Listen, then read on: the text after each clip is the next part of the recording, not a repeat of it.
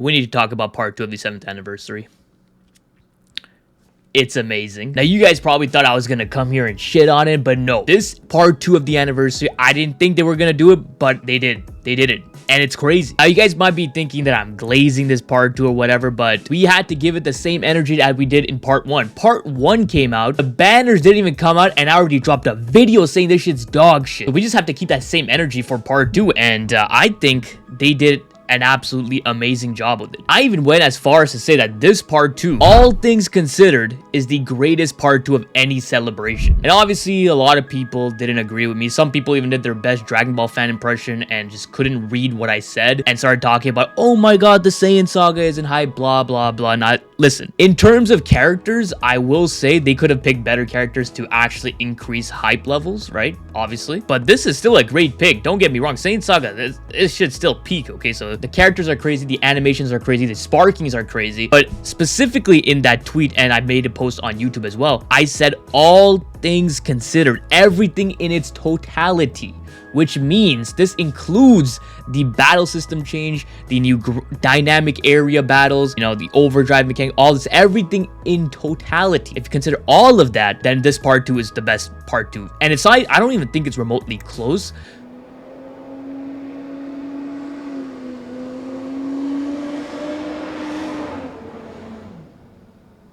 Okay, I don't even think it's remotely close. And you can even bring this part 2 and compare it to other part 1s. Like, that's how crazy these changes are. This is easily the biggest change we've ever seen in any sort of battle system update. You can obviously compare this, potentially compare this to even like part 1, the 6th anniversary, Legends Festival 2023, no, 2021. Part 1 where they introduced the tag mechanics. Now, I will say, like, it's not, if you're only comparing the characters, it's not even close. Fusing Super Gogeta, fusing Super Vegeta, Synchro Gauge, listen, that's impossible to beat. Tag switch mechanic with Super Saiyan Blue, Goku, and Vegeta, like, these are hard to beat if you're strictly comparing characters. But Goku and Vegeta, they're very good characters. But then what's, I would say, really carrying this is, of course, the new battle system change.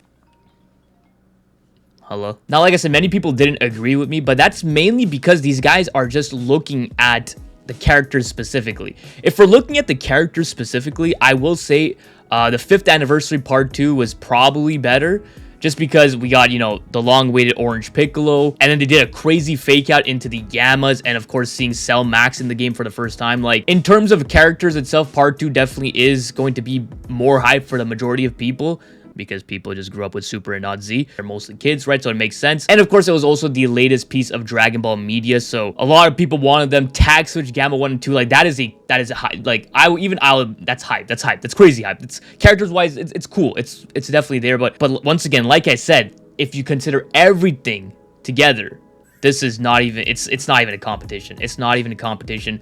I also saw people talking about how, you know, the ground battle mechanics or whatever, it's cool and all, but it's like nothing really game-changing, because the overdrive mechanic, it's not exclusive to the ground, right? You can also use it in the air and stuff like that. So the change in scenario or scenery to bring it to like the lower surface area, it's something crazy because it doesn't really change the game in any way, which, you know, there is some validity to that. Like, it's, at the end of the day, it is just like a scenery change, but not everything needs to be game breaking for it to be refreshing. You've seen many people talk about how the battle system itself isn't like bad in any way. There's nothing wrong with it, but it's just been the same battle system that we've been playing for the past, what, 5-6 years, and it's been getting stale. So you don't need to completely revamp the whole system. Just adding something like this actually brings in a nice breath of fresh air to the gameplay, and it's refreshing. It's something new. It's something new. That's all you need. It's something new, and it makes it feel refreshing playing the game. Like, the first time I hopped into this, I started playing, you know, with the Kaioken Goku.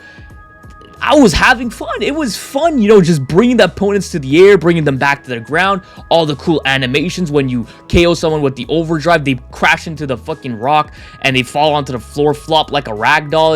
It's cool. It's fucking awesome. It's cool and nice to see, and it's not the typical same bullshit we see for the past couple of years. So I love the refreshing feeling that it gives you when playing it, right? Not to mention the cool little strike clash that you get when you strike clash with the new Goku and Vegeta pre-transformation. They had this whole dialogue that can open the doors for some really cool interaction for strike clashes for other characters, you know, Frieza versus Goku, Gohan versus Cell. Like, listen, that would be fucking insane. Gogeta versus Vegeta. Imagine they get a strike clash.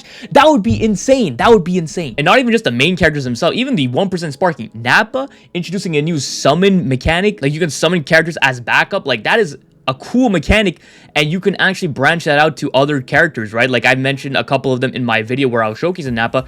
Goku Black summoning some clones, Cell summoning Cell Juniors. Like, that would be so cool.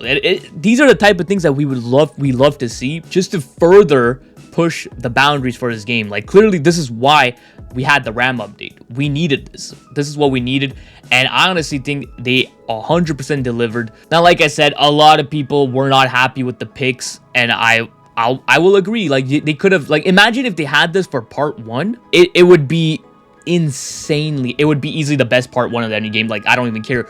Synchro Gauge, I'm a #1 fusion glazer. Super Vegito, he's my guy, but this would have been easy the best part 1, bar none. It wouldn't even be close, and it would have actually made a lot of sense. Like, I know Saiyan Saga is a great way to represent the ground mechanics and all these environment destruction stuff like that, but they could have done this with TOP as well. Like, did people forget that in the TOP you can't fly?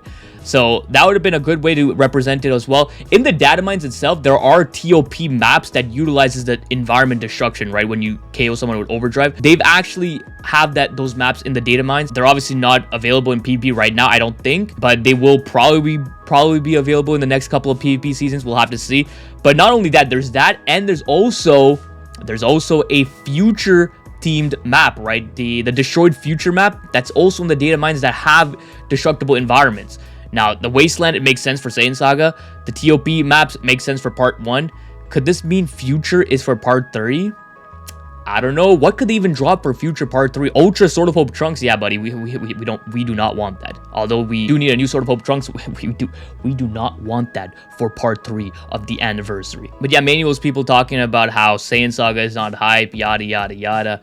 I mean, shit, buddy. Like, I'm not gonna force people to think what's hype or what's not, but we can even check out view-wise which one is hype. To even check the views on the videos, right? Views is an indicator of what people like to see or whatever, right? So we can even take a look here. MUI Goku, right? It got 115k views. It got like 100k-ish views like a couple days after release, so it was pretty good. But this is kind of skewed because it is a 14-star showcase for MUI Goku day 1, right? Which I guess a lot of people want to see that, so it gave 115k views. But this is on my channel. If you go even check on Garesh's channel or Raiden channel, he's easily hitting like 100k views as well. So MUI Goku was gonna hit 100k views regardless. And then Vegeta, Super Saiyan Blue Vegeta, 49k views 3 weeks ago. Didn't even hit 50k. Let's even look at Ultra Saiyan Goku's 1v3 video. 88k, Vegeta 30k. Super Saiyan Blue Evolved Vegeta, honestly, has been hitting very low amount of views. I don't know if it's only on my channel. I didn't check on other people's channel, but he's been hitting record low views in terms of a anniversary headliner unit, right? Last year, Vegeta and Gogeta, they were practically split. They were both getting pretty insane views. Legends Festival, even Goku Black was doing better views than Evolved Vegeta. Vegeta was obviously getting a lot of views. So Vegeta was getting some pretty low number of views, which is why I even just stopped making videos on him entirely, because he was just not getting views if he was on the thumbnail. Like, I'll be honest, he was just not carrying the hype like he was supposed to. Then if we go over to Goku and Vegeta here, 67k on Goku, 58k on Vegeta. He's probably going to hit 60. He's probably going to hit 70, most likely, right? Now, this could also obviously be a bit skewed because people wanted to see the ground battle mechanics in action. So maybe if it was other characters, it would have still done as good. But just based off of this, like, you can tell that Super Saiyan Blue Evolved is just not that guy, man. He's just not a guy. MUI Goku easily was going to get views. That's like a no-brainer. It's MUI Goku, right? But these guys are still up there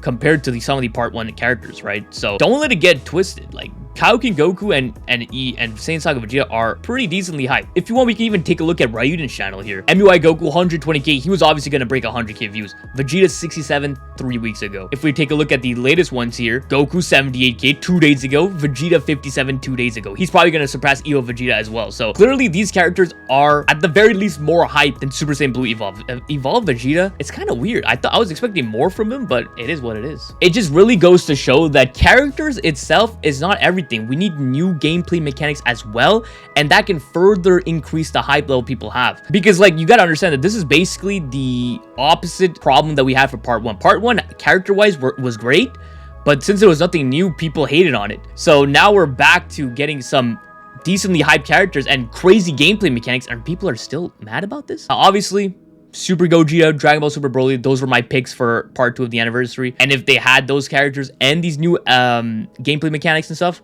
now there you go. That's a 10 out of 10 anniversary part 2. Like, nothing's coming close. And that you can argue that could even be better than part 1 of last year and part 1 of Legends Festival 2021. That would be a very real possibility. But they didn't do that. They went with the route of Saiyan saga, and like, I'm not gonna force people to think this is hype if they don't think it is. If you don't like it, it is what it is. But me personally, I think this is one of the best this is easily the best part 2 of any celebration. It's one of the greatest parts of any celebration, just strictly parts. And if they can keep up this momentum going into part 3, where they might, maybe, I don't know when, but there is another update, massive update planned for this these massive updates. There's a series of updates they want to drop. I don't know if it's going to be during part 3 or later on after the anniversary, who knows. But if they do drop another game-breaking mechanic for part 3 alongside the Ultra unit, then we are in for some crazy shit. So I can't wait to see what goes on. Let me know what you guys think of part 2 so far. It just only started. We still have probably more stuff to come. Probably some more. I even mentioned we got a platinum equipment for Shallot that makes him really good, so that's awesome as well. But we're still most likely gonna get some LF Zankais. We're probably gonna get some LF unique equipment. So part 2 is still gonna go strong. There's still more to come, so stay tuned for that. But for now, I will say it's awesome. I loved it.